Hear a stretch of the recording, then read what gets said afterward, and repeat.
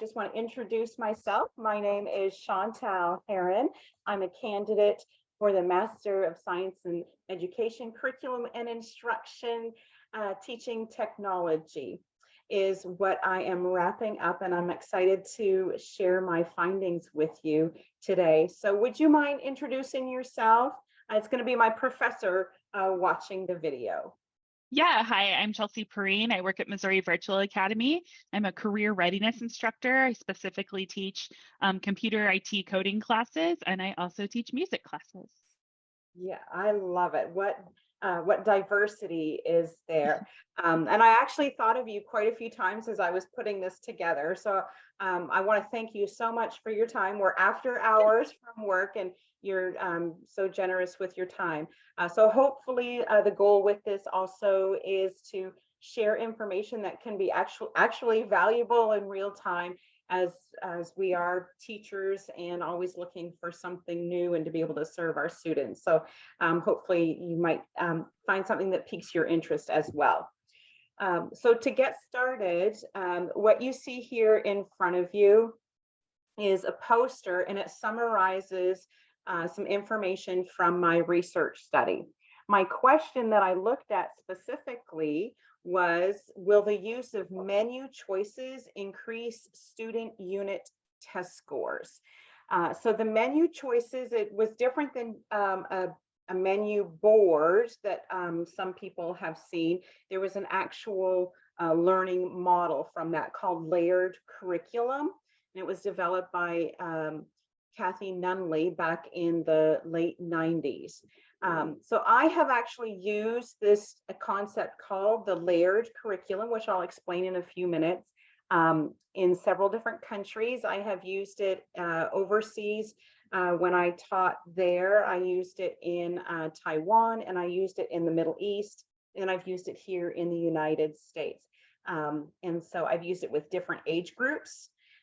This particular study that I did was in a rural high school here in Missouri. It was with 10th graders in a world history course. The students at this high school, there are about 300 students in the high school. For the study, there was just 30 students for this particular cycle in the research. And the students were about 15 to 17 years of age. There were no IEP kids, no special services for this particular cluster of students. 2 students identified as mixed, Black and white, and there was a variety of socioeconomic statuses for the students in the group of 30. Traditionally at the high school where I did this, it was in a previous school in brick and mortar, so not virtual where we are right now.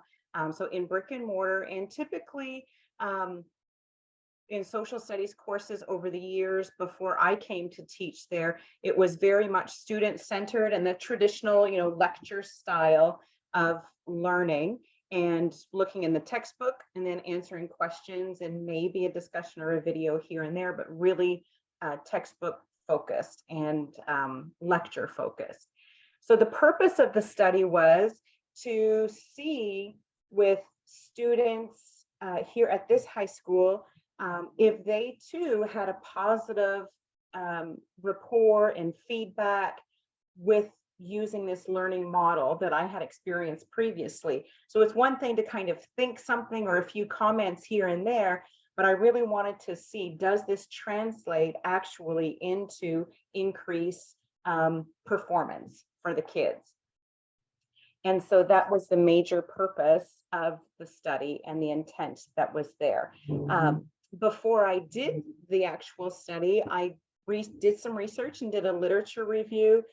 There were quite a few studies actually done in Turkey in recent years. That was in the United States, it was earlier in past the 10-year mark. So I really wanted to focus on things that were as most recent as possible. And so I was really excited in one of those findings, one of those studies that I looked at before I did my research. It actually involved a class that did coding. So one of them, I had written them down, ZBAC. So when we're done, if you want the QR code that's down here, we'll bring up the works cited so you'll be able to find it. And specifically in 2021, the study ZBAC, they looked at this particular model on students' academic achievement and their retention. So performance, and then, of course, were they able to remember it afterwards? And it was specifically at a technical school with a focus on technologies industry and coding units. So I Yeah, immediately perfect. for that. So what I did, of course, was a social studies and course, a 10th grade world history. And what I did is I looked at before using the layered curriculum and after. So their unit test score at the end of the unit, the summative test, there were 25 questions in a test both times. Before the layered curriculum was used, the unit was River Valley Civilizations, and then that's where I used more traditional formatting, what the students were accustomed to, with focusing on textbook and lectures, and there were a couple of videos in there. But everybody was working at the same time on the same assignment, kind of like what normally happens in a traditional classroom. And then for the layered curriculum unit, I did medieval Europe that was taught a couple of months later. And in this unit, there were also some lectures and there was some textbook reading, but these were options that the kids could choose if they wanted to. With the layered curriculum, how it works is the students get there's a variety of activities, and so the students get to choose from a list of activities, and it will appeal to different learning preferences. So they can really choose how they want to learn the material.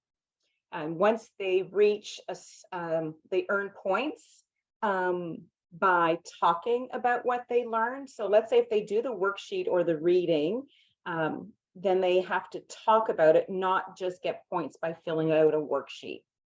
And so those oral defenses, they earn points then. And then once they reach a certain amount of points, usually what works out to about a C, so 70%, then if they want, they've demonstrated some basic like mastery of the basic concepts. And then if they want, they can choose to move up to the B layer and they can apply what they've learned. And again, they have a selection that they can choose from to be able to demonstrate their learning. And then from there, if they want to carry on, then they can go up to higher order thinking skills activities for the A layer. And so here the students can choose their grade, they can work at their own pace. And what I found, some of the key findings, was that for the quantitative data, and I can move my little camera over a bit. So this bar graph that's here, it shows their overall scores with the River Valley Civilization in orange. And this score right here represents retakes also, because at the high school, students could opt to retake a test if they weren't satisfied with their initial score. The blue bar is obviously higher, and so this is the score from the summative assessment after using the layered curriculum format. And this, interestingly enough, well, I found it interesting, was students scored higher the first time in the unit over medieval Europe that used the layered curriculum. So I thought that was kind of neat and would be interesting to see if I could replicate, if that could be replicated. Excuse me, the other visual that's here in the pie chart for the qualitative data in the study, I looked at comments that students left in their digital portfolios. So after each unit, students had certain questions they could choose from to respond to. And I went in afterwards and looked at students' responses, and I counted how many times they said that they enjoyed or did not enjoy and why. And so a major finding from that part of the study showed that all but two actually said that they enjoyed it. The two students that said they didn't enjoy it, one said they didn't like anything at school, and all year long it was like that. It was, that just happens sometimes. And then the other student who said they didn't like it is they said they didn't like those choices. They wanted to be told what to do. They were so accustomed to, that's all that they've known. So they really felt uncomfortable, like having to make choices. Whereas 28 of the students of the 30, many kids said that they found it awkward at first because they weren't accustomed to it. But then after, they're like, oh my gosh, I get to choose how I do this. Oh my gosh. And I don't have to do the worksheet. I can just talk to you and I can get some points. They did get pretty excited for the most part. So those were some major findings from both the quantitative and the qualitative pieces of the study. I feel like I'm trying to squeeze in a whole lot in a short amount of time. Do you have any questions or anything before I go on to the further implementation? Yeah, I do have some questions for you. I think, first of all, this is really great. And I hope you share this with our administrators, because I think this would be a great PD piece at our own school when we have Teachers Share PD. So I'm really liking this. So with that being said, have you thought about or tried implementing this in the virtual setting versus the brick and mortar setting yet? Yep. So not yet. So with just the first semester here in virtual, looking to see, what is it really like? Is it, Right. is it what I thought it would be? And so as I've been teaching and then in live classes and then thinking, discussions we've had, and then in the CRE area where you do your more project-based, that was one of my things that I wanted to look at for further implementation or a further cycle, was to see how, could it be modified and used in our virtual platform. Because one of the other studies that I came across when I was doing this had to do with a flipped classroom setting. So where Right. the students, of course, read and look at things and then do activities in a brick and mortar. And so that immediately I thought of us, because our kids go and they do their online readings and they do things outside of class, and then how we see them twice a week. So I have just, over the years, I've had such tremendous feedback from students, and they Hmm. say it's the first time in a very long time, or maybe that sometimes it was the first time that they have ever felt successful. Um, Hmm. and so that sense of empowerment, and it's student centered. So it takes it off the teacher, and Yeah. they really have to go after it, and they adjust and they see like, okay, I'm responsible for this and I can see my grade. I've got control over my Right. grade. Do you see this as a benefit at any age level, or do you think it's kind of geared more towards maybe that high school age level, or it can maybe be adapted? What do you think? For me, personally, I have used it for middle school and high school, but on Nunley, she has a website. You can look up layered curriculum and it comes up, or help and then the number 4 Hmm. teachers.com, and I think brains.org, because it's based off of brain Yeah. research. And there are lesson ideas all the way from kindergarten all the way up to post, after K-12, and then for every discipline also. So not just the social studies or language arts, you can do it for math, science, across the board. So age group and discipline. Yeah. Great. Awesome. Can you think of anything else? No, I love this. And like I said, I hope you share this with our teachers at our school, because I think that could be really beneficial. And I think we could all brainstorm great ways to translate it to virtual. And I can see how it would benefit many different content areas and subgroups, and special education kids who need differentiation. So yeah, I think you did a great job, and thank you for sharing your findings with me. I appreciate it.